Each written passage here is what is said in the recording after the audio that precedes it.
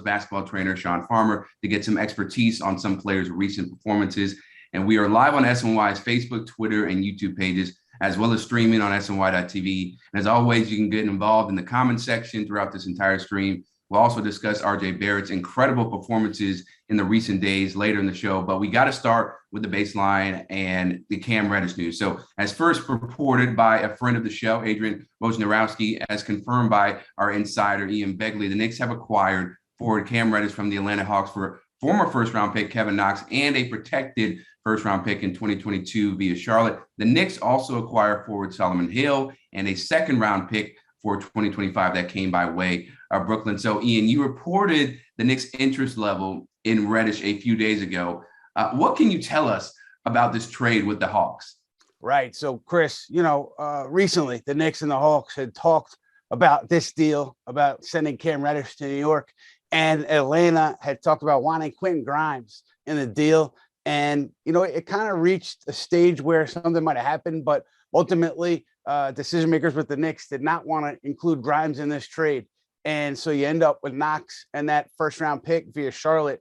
And that's everything the Knicks are sending out. And so, I think on its face, you would think that the Knicks did a pretty good job in this trade because they're getting a young player in Reddish with big upside. And you didn't have to give up a ton to get Reddish. You didn't have to give up a player like Grimes. And then, with Knox, the Knicks had talked to teams this past offseason and they were asking for a first round pick in exchange for Knox. So the idea that you get a player who was a high first round pick for Knox and another first, that seems to me like a pretty good deal.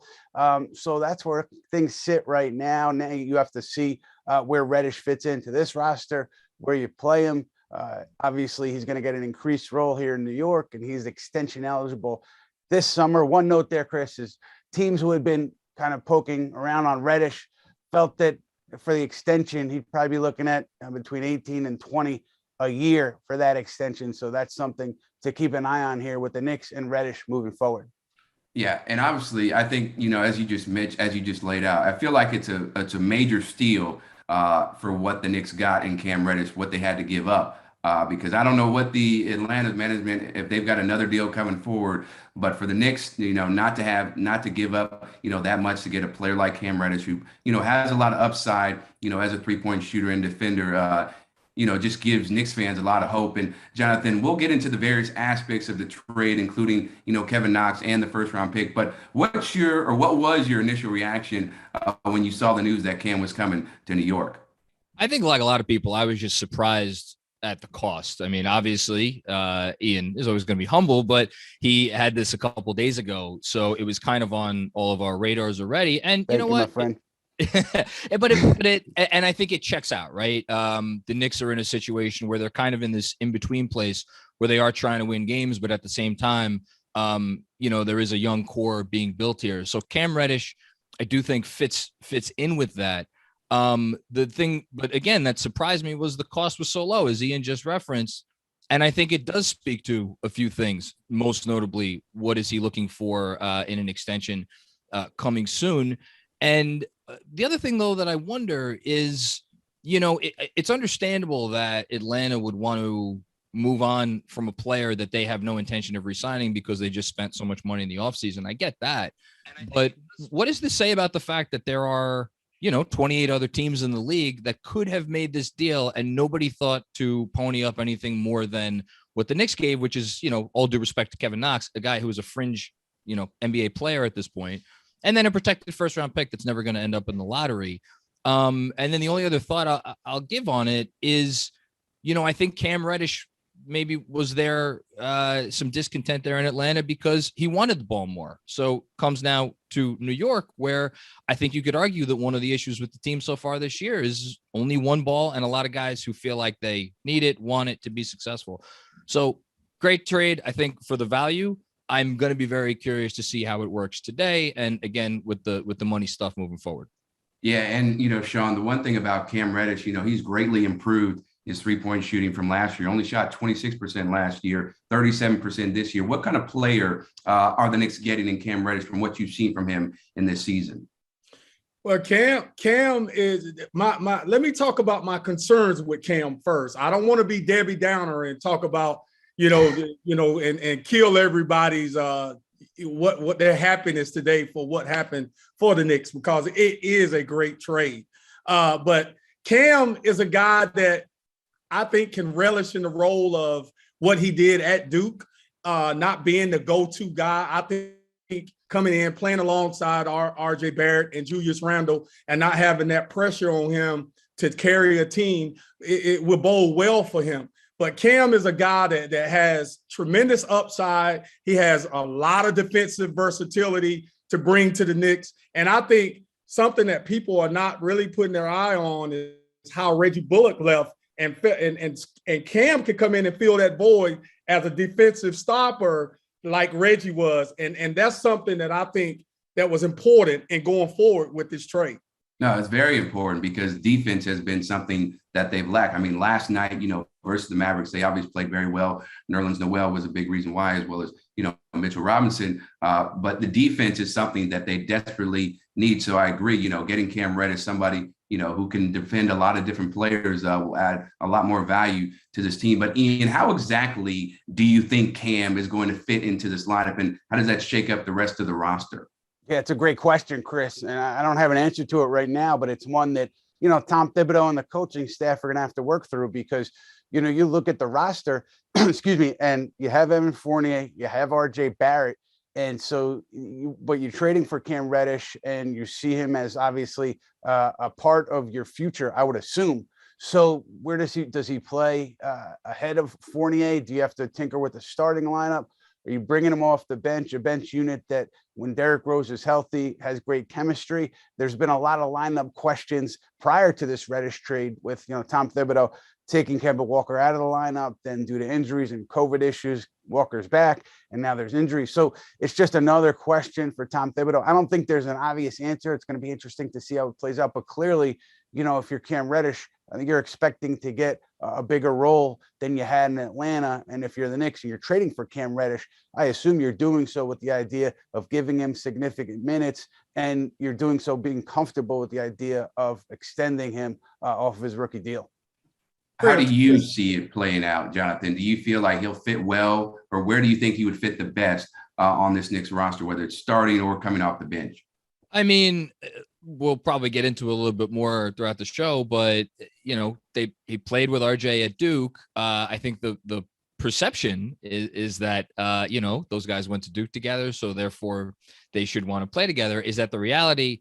We'll see. I think part of the great thing, and I know we're going to talk about this more in a bit, about what we've seen from RJ lately, is he's had the ball in his hand so much, which, by the way, was not always the case this season. When Kemba Walker was in the lineup, Julius Randle has now deferred a little bit more. Again, everybody said it. Cam Reddish is a guy who I think sees himself as someone maybe a little bit like RJ, how he sees himself as someone who wants the ball. So I'm assuming he'll slide into the bench and that Fournier will remain the starter, because Fournier's got, we just talked about the money that Cam is looking for. Fournier's getting paid $18 million a year with two more guaranteed years left on his deal. So if he fits in with the backups, what happens when Derrick Rose comes back in a couple weeks? Emmanuel Quickly, they've been giving him more opportunities on the ball. Again, I also don't want to be Debbie Downer, Shawn, because it's a good trade. It's good value. But I'll just echo again what Ian said. I wonder what Tom Thibodeau is thinking of this as Quentin Grimes is great because Quentin Grimes is a guy you don't have to worry about getting Quentin Grimes the ball. He's going to give you value, all kinds of value either way. Cam Reddish can operate off ball. Does he want to? How willing will he be? That remains to be seen. Yeah, maybe, he'll be more inclined to, because he's playing with his buddy RJ. And maybe that, will play into, how much he wants the ball and, compared to playing off the ball. But Shawn, do you agree with Jonathan as far as how you see Cam fitting into this Knicks roster right now? I do agree with Jonathan, but I want to make mention of something that I did mention earlier when I said about me being Debbie Downer, because I want people to really understand that Cam is kind of injury prone as well. And the Knicks roster, they have guys, Derrick Rose and Kemba Walker, who, these guys, they struggle with injuries. And Cam, he has a history of that. So I don't know if, how long or how serviceable he would be long term. I mean, there are some things that you got to look at Well, considering, the history of his injuries. But Shawn, I got a technical question for you, because we're talking about offense and how he would fit offensively. You mentioned defense, and obviously Tom Thibodeau makes defense a priority. That Evan Fournier, not a plus defender. And so how do you think Reddish could impact the game defensively, and what does he bring defensively from a technical perspective? He brings long and athleticism, and he moves his feet very, very well. He anticipates, he plays the passing lanes very, very well. I don't have an issue with Cam Reddish in isolation situations. Cam can defend at a high level in isolation situations when he's healthy. And that's what the Knicks are getting. And they're getting a guy that can open, I just think that Leon and William Wesley and all those guys were looking to bring in more of a floor spacer, but you can't go wrong with this Cam Reddish trade.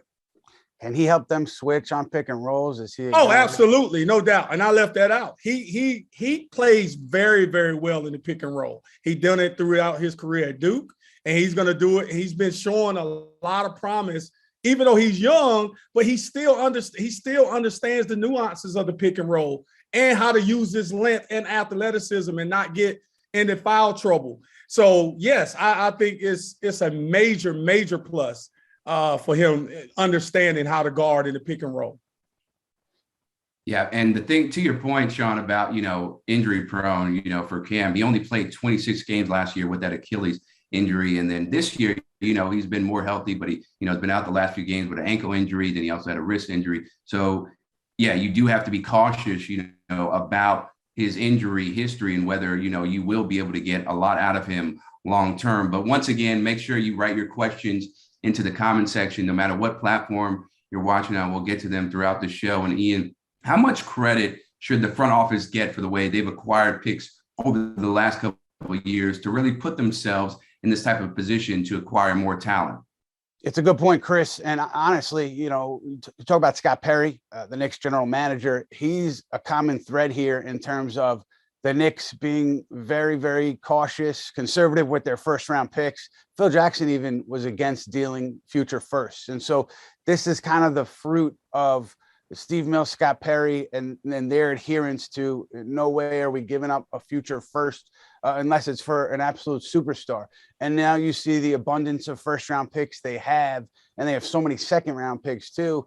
And that's what allows you to feel free to include a first rounder in a deal for a Cam Reddish to take a chance on a young player with big upside and give up a first round pick because you've accumulated those extra firsts. So I think when you talk about that, that's been a strategy that's been in place for a few years now. And again, Scott Perry, the GM, he's the common thread there, somebody who's wanted to hold on to future firsts, to Steve Mills and even Phil Jackson. So, credit there for them being very picky with those firsts and accumulating them, building a war chest out, so to speak.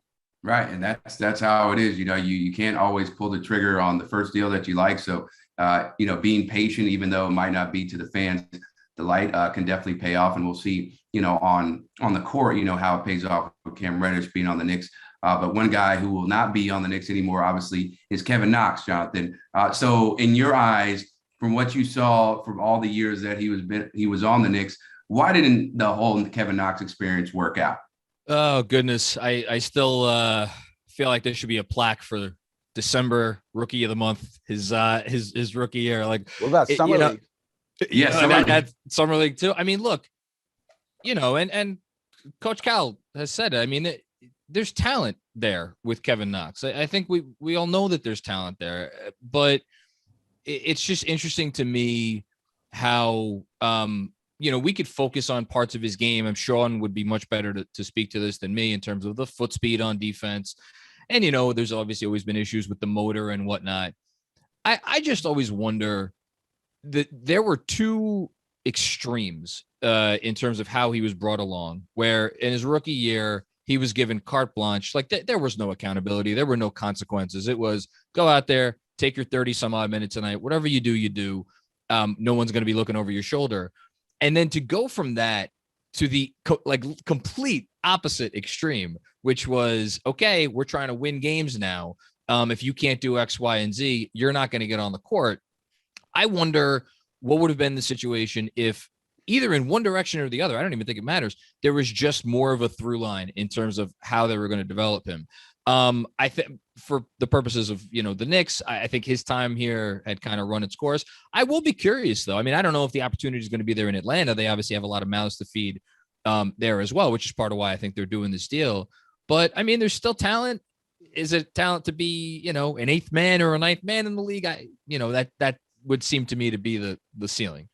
Yeah, because he only averaged 8.5 minutes with the Knicks this season, and just 3.7 points per game. So obviously, Coach Tibbs did not have a lot of faith in Mr. Kevin Knox. But yeah, we'll see how it all plays out, for the rest of his career. But Shawn, when you look at him from a technical standpoint, why hasn't his game transitioned to the NBA maybe the way some people thought it would?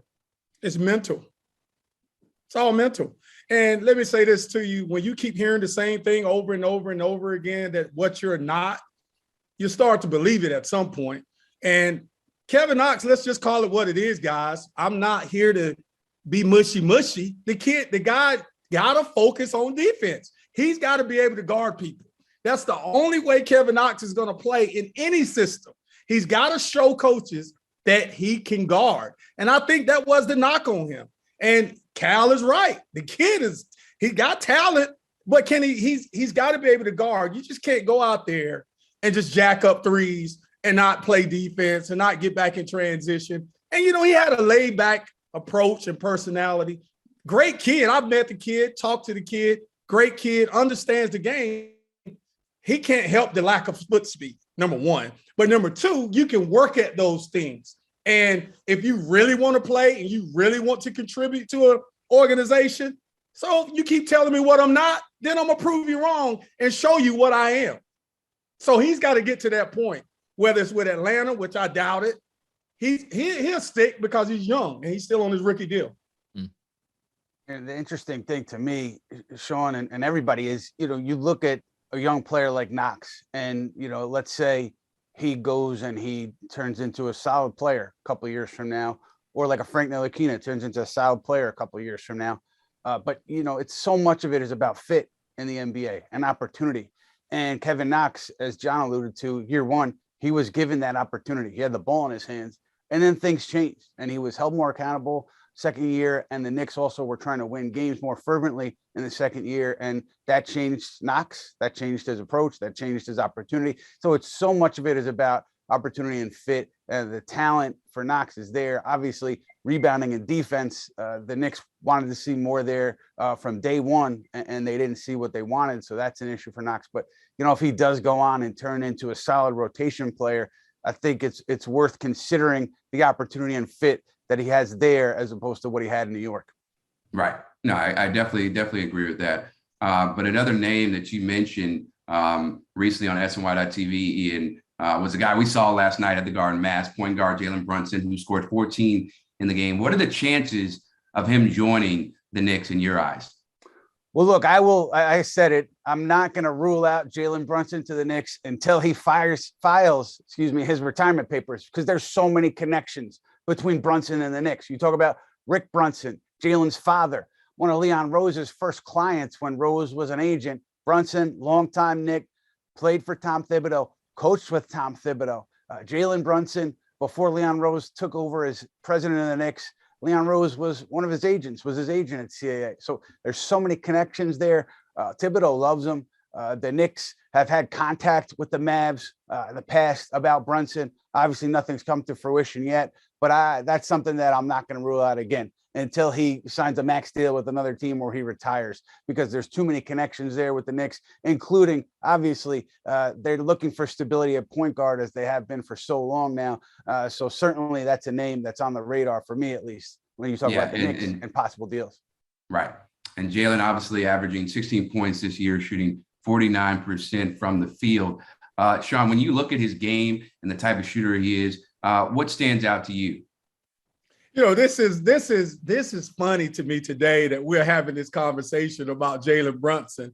And the reason why I say it's funny is because yesterday I was on a call with the mayor of Camden, New Jersey, who his name is Vic Karstafen, who played at Temple University, the same place that Jalen Brunson's father played at Rick Brunson under the same coach, John Chaney. And we talked about Jalen Brunson not going to the Knicks, but I've been a fan of this kid since his days back in Chicago when he won, Gatorade Player of the Year, Mr. Illinois, when he was at Villanova. I always talked to Vic Karstappen, and I said, this is the type of guy I love. If I was a betting man and you go to Vegas and there's a line on the board that says, will Jalen Brunson be a Knick? You better take that bet, because I'm like Ian. I think he would become a Knick sooner rather than later. Shawn, if I could just jump in, I just can't help but think of a comparison between Brunson and Knox in the sense that you were just talking about, Knox, where it's like, okay, at some point you got to show me, eighth pick in the draft, Kevin Knox versus Jalen Brunson, 33rd pick in the draft. Exactly. And here's a guy who obviously, you're a second round pick. You're only expected to do so much in the league and just continues to outpace expectations. And I'm not saying he's this level of player, but I look at a guy like Fred VanVleet and what he's been able to do since going undrafted with that chip on his shoulder. And now he's obviously earning, 20 some odd $1 million a year. I'd be curious, Ian, if you have any thoughts on, like, you threw out a number for Cam Reddish. Is there a number you have in mind for Hold Jalen? on before you go to Ian. I'm itching to get into this one. Yeah. Look, guys. Jalen Brunson right now is a $80 to $90 million guy. That's what he is right now. Hey, look, he's not a rotational guy anymore. He is a starter in the NBA. He impacts the game. Look, what he's doing for Dirk, right? I mean, not Dirk, but Luka. You look at the stats. When Jalen Brunson is on the floor, the offense runs way better as opposed to with him not being on the floor. Those are the stats. You go back and look at the numbers, and I'm not the brightest bulb on the tree, and I'm not the smartest guy in my math. Wasn't the smartest guy in my math class, but I do know what a player brings and his impact on the game offensively and leading the team like he does over in Dallas. What about, Shawn, a technical standpoint from Jalen? Like, why is the offense better when he's on the court? And then defensively, what have you seen from him? Because he knows the game, Ian. He's been, look, guys, he's been groomed for this time. He's been groomed. And the thing that Jonathan said, he having a chip on his shoulder, and he's a silent type dude. They used to say Steph Curry's a silent assassin. Jalen Brunson, you never see him get, he's even keel, but he makes the right plays. He plays smart. He knows how to get his guys involved, and he knows how to go get his own. He's a throwback, Ian. He's a throwback. Mm-hmm. Yeah. And to your point, Shawn, about how the offense just moves so much more effortlessly when Jalen is in the starting backcourt. When Jalen and Luka have been in the starting backcourt, they're 5-2. They were 5-1, before going into the Knicks game. But obviously, he takes that offense to another level. And for much more on the Cam Reddish deal, be sure to keep checking out SNY.TV. Also, Ian's got a great piece on RJ Barrett's recent success, and Dave Wurzberger doles out some midseason grades. But Ian, John Talento is asking you, do you see, and this is something that came up in my mind, do you see Solomon Hill getting waived by the Knicks? I think if I had to guess without any intel, I would guess that he was throwing, because the Knicks roster, I know they had an open roster spot, but I think the thinking is one of the 10-day guys is going to end up getting that roster spot. So I think if you're talking about Solomon Hill, and they don't have a roster spot for him. So I would assume that he does get waived unless another trade's coming that frees up another roster spot. But that's a good point. I don't think he'll be here long-term. And Matt Spinley is asking, any chance this whole trade has to do with Mr. Zion Williamson? You knew it was coming, right? You knew it was coming. Listen, the tea leaves are there. The three Duke guys that played together, CAA, the Knicks, Zion throwing verbal bouquets at playing at Madison Square Garden last year. Things not going well between Zion and the Pelicans to date. So the tea leaves are all there. When you talk about a Zion Williamson trade, though, I mean, that's a different animal, because that's something that he has to essentially force and give up a ton of money to force the trade. It would be a big risk for Zion Williamson. And then the Knicks would have to give up the farm for Zion, which if he's healthy, I'm sure you would. But there's so many factors that have to kind of come into play in a perfect way for the Knicks and Zion Williamson, for Zion to end up here. And so we're many hurdles, many roadblocks away from that at the moment. So Jonathan, what do you think about the possibility of having Zion come, after this deal with Cam Reddish? Would you be excited at that possibility, depending on, obviously what the Knicks would have to give up to get Zion? I mean, I'm excited at the prospect of seeing Zion Williamson play basketball on a basketball court. Right. Yes. which is something that we haven't seen in a while, because Zion Williamson seems to have some issues when it comes to getting physically set to play on a basketball court. I mean, I think the whole Zion situation is utterly fascinating. Shout out to another former guest of the Putback, Zach Lowe, who's kind of, been talking about it on and off for the last year and change. At some point, someone is going to push the issue, with whether it's threatening to take the qualifying offer, taking the qualifying offer. You want to throw Porzingis as the guy who kind of forced it a little bit. I think that situation was a little bit more complicated. But is Zion going to be that guy? I mean, he's obviously rehabbing in a different area of the country. It's for me, whether it's less about Zion and it's more about whoever that main piece is going to be, because here's the Knicks today collecting another asset. It's a nice asset, just like they have several nice assets, but they don't have, all due respect to Julius Randle and all due respect to RJ Barrett, they don't have that guy. So can you make it work to the point where your asset valuation goes up in the eyes of people around the league, and then you can make, that deal when it presents itself? And I don't know if it's going to be Zion, but whoever it is, like that's I'm thinking more, more broadly, I guess. Right. No, I understand. That's a very good point. And obviously, there's still so many moves to be done with the trade deadline. Still, some time away. The Knicks still have about a week to iron out their plans, Ian, for the deadline. But how much could their deadline moves, and whether they're buyers or sellers, impact, their long-term future as well?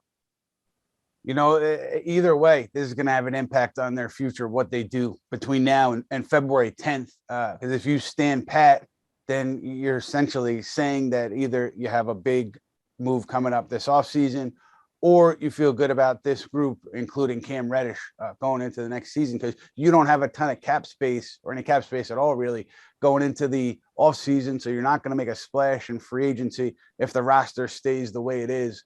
So it's either trade or improve via the draft. But if I think that there's going to be, I don't want to say is, but I'm sure there will be considerations given to another move or two here, because once they've showed you today that they're open to including first round picks for the right player, for the right situation.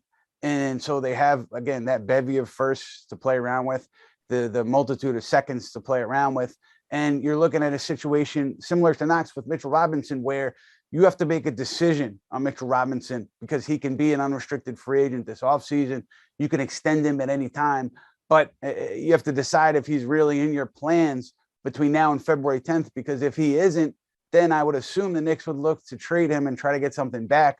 You could also do the sign and trade in the offseason, but that's an important decision here and an important factor here for the Knicks, even after this Cam Reddish deal, between now and February 10th. Yeah, Jonathan, Ian brought up, they still have to, or they're putting themselves in position to make more moves. So in your eyes, what else do they need to do before the trade deadline to really make a push, for the playoffs this year and beyond? Well, I question how wise it is to make a push. Let me rephrase that. They should make a push for the playoffs unequivocally, but in terms of how much they want to sacrifice in terms of future assets or young players to make that push is the bigger question that I have.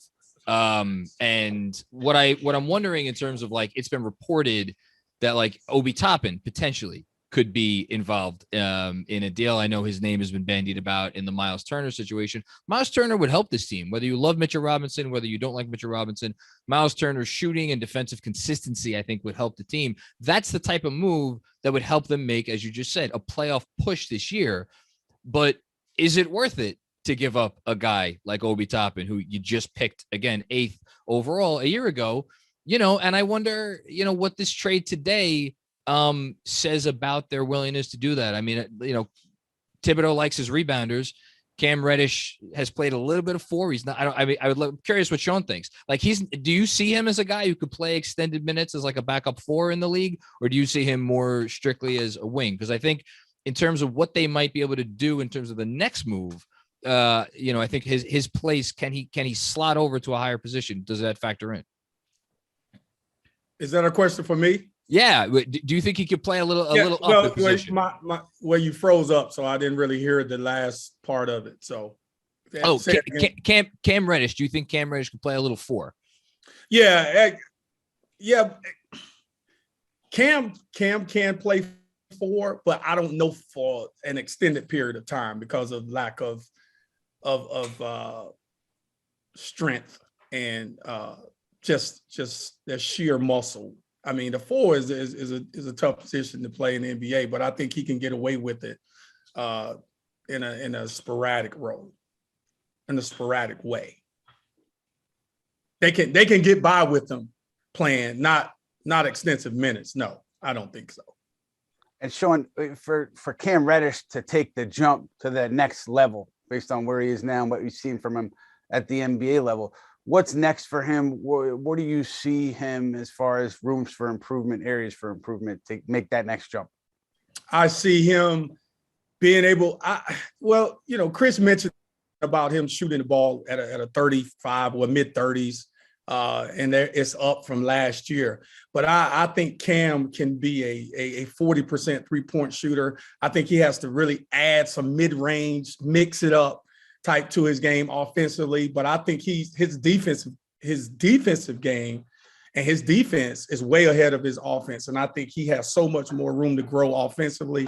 Cam can be he can. I just like him in that role where he doesn't have a lot of pressure because Cam, when he came out of Duke, and I make mention of that, there was a lot of backlash about his personality and that laid back mentality. He disappeared sometimes. So but guys, he checks a lot of boxes. But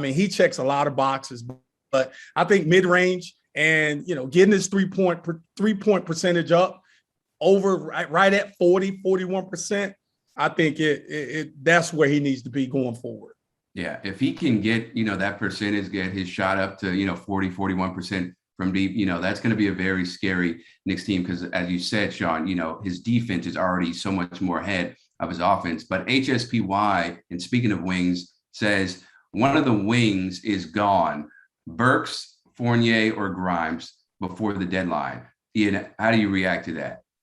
It's a good question. I think if the Knicks are committed to winning games, I don't think they trade any of those guys. I think my assumption would be they're not going to go into sell-off mode between now and February 10th unless the wheels fall off this thing and they go on a long losing streak.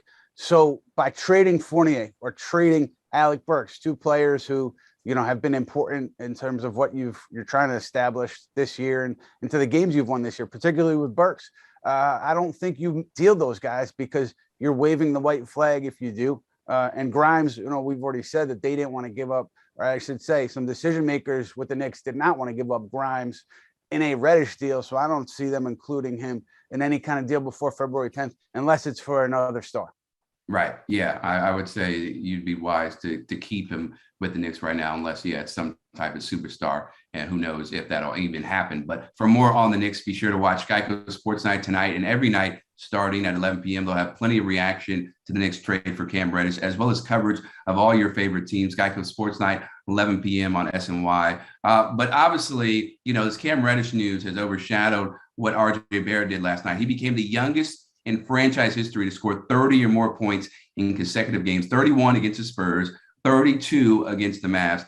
Ian, how much will RJ Barrett's next level play impact the team's success and what the front office may or may not do at the deadline? Well, it's interesting, Chris, because you kind of have to project RJ forward, what you think he can be, a year from now, 2 years from now, when you're making trades and looking towards the future, when you make these moves today. And so Barrett really has shown you something different over these last, couple of weeks. But he's making plays in the pick and roll, aggressive, getting to the rim. And I say different, not meaning that he hasn't done it before, but he's coming off a stretch where coming off of an illness, he wasn't himself. And now it's clear that he's back healthy. He's got his wind there, and he's just more comfortable with the ball in his hands, comfortable working around screens and being an initiator. And so do you project RJ Barrett forward as your lead initiator or as a player who can initiate regularly? That changes how you look at this roster moving forward. And so I think if we were talking maybe even a month ago, we wouldn't be having this kind of conversation about RJ Barrett, but the evidence that he's shown you these past couple of weeks, I think changes the way the Knicks have to look at this roster 1, 2, 3 years down the line. And Jonathan, one of the things that I have a question about with RJ is his inconsistency. Obviously, the illness, that's a serious thing. And obviously it played a role into it, but sometimes you don't see that consistency that you would like to see, from a number 3 pick. Do you think this level of offense from RJ is sustainable?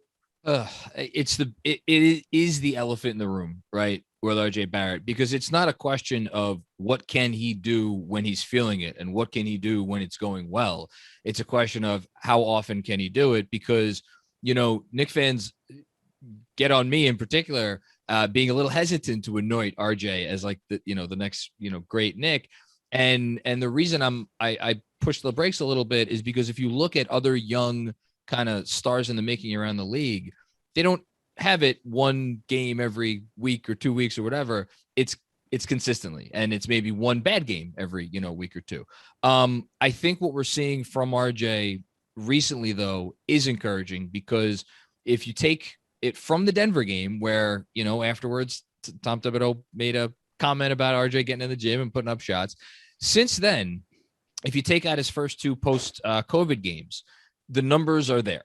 And I would argue that, again, take out those first couple games after he came back, this is the most consistent stretch of basketball that RJ Barrett arguably has played in his career. I want to see a little bit more. I would love to check back on this conversation in 2 or 3 or 4 weeks. And what I'm going to be fascinated to see, and again, the Cam Reddish trade only complicates this more, what happens if and when Kemba Walker gets back on the court, or gets back eligible to be back on the court, I should say, because we really don't have an indication right now. Is Tom going to put him back in the starting lineup?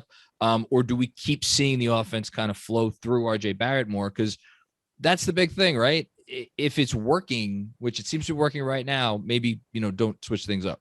And John, I just want to say quickly, I think RJ may be reading the Knicks Film School newsletter, the great newsletter that you put out daily. Subscribe to that if you're not already subscribing, because you kind of crushed RJ. For the game in Toronto and the game before that, I did rightfully pointed out that he was making some mistakes, not making some good reads.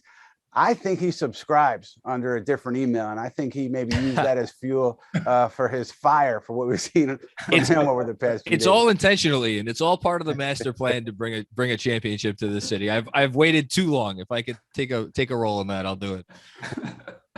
Oh man! So Shawn, when you look at how the Knicks offense looks with, when it's running through RJ Barrett, how does it look to you, somebody that has a much more refined and better understanding of the game than a lot of people?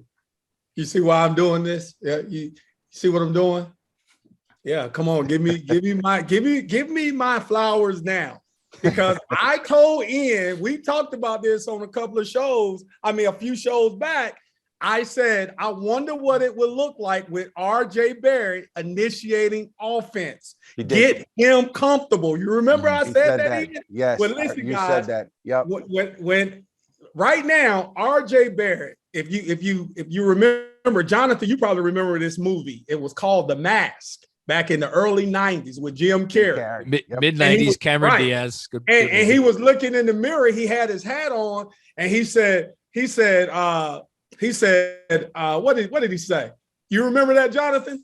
I it's been a while since I've seen that one, but when he put the hat on, a different personality emerged. I could say that. Yeah, he said, "Somebody stop me." That's what he said, and that's what RJ is saying to the NBA right now. I am smoking. That's what he said as well. So my thing with RJ Barrett, I'm looking at RJ Barrett. Yes, Tom Thibodeau called him out, so to speak. RJ Barrett has gotten in that gym, and you guys are seeing the results of rep work. He's putting in the work. His jumper looks fluid.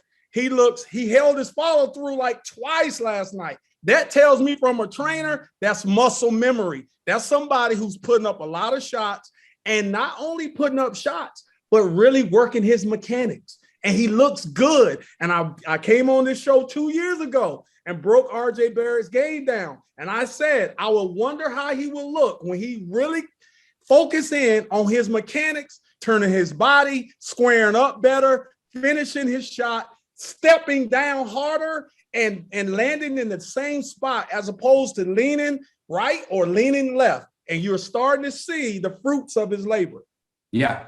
And hopefully, we will see him continue to do this play so much more fluid in a more smooth manner day in or night in and night out, because that's something that Knicks fans absolutely want to see from him, just the consistency part. But once again, the big news that Cam Reddish will join the Knicks. Ironically, next up on the schedule are the Hawks on Saturday. Plenty more coverage on the Reddish Rage on SNY.TV and our social media accounts, as well as Geico Sports Night tonight at 11. We will be back Wednesday at 4 with a classic version of the Putback. Thanks to Jonathan and Shawn for joining us. For Chris, I'm Ian. Well, for Ian, I'm Chris. Oh, I like that. Switch it Thanks up, for Chris. watching. Go ahead, man.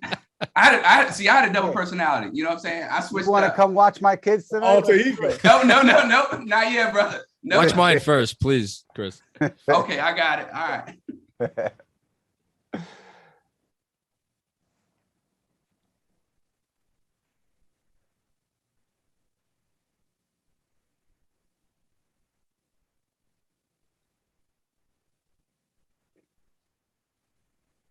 Give it a few extra seconds.